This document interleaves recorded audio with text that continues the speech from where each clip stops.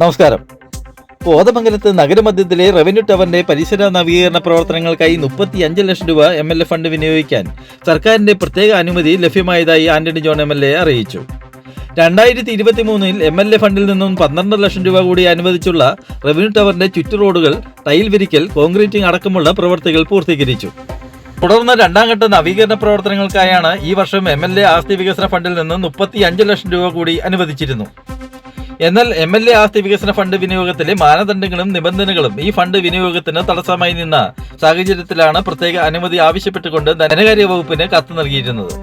ഈ ആവശ്യം പരിഗണിച്ചുകൊണ്ടാണ് MLA ആസ്തി വികസന ഫണ്ടിൽ നിന്ന് 35 ലക്ഷം രൂപ ചെലവഴിച്ച് ടൈൽ പാകുന്നതിനും കോൺക്രീറ്റ് ചെയ്യുന്നതിനുമായി പ്രത്യേക അനുമതി നൽകി ധനകാര്യ വകുപ്പ് ഉത്തരവായിട്ടുള്ളത്.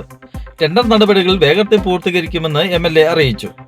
നേരത്തെ ചിലവഴിച്ച 12 ലക്ഷം രൂപയ്ക്ക് പുറമെ 35 ലക്ഷം രൂപ കൂടി വിനിയോഗിക്കാൻ അനുമതി ലഭ്യമായതോടുകൂടി റവന്യൂ ടവറിന്റെ പരിസര നവീകരണത്തിനായി ആകെ MLA ഫണ്ട് 47 ലക്ഷം രൂപ വിനിയോഗിക്കുകയാണ്.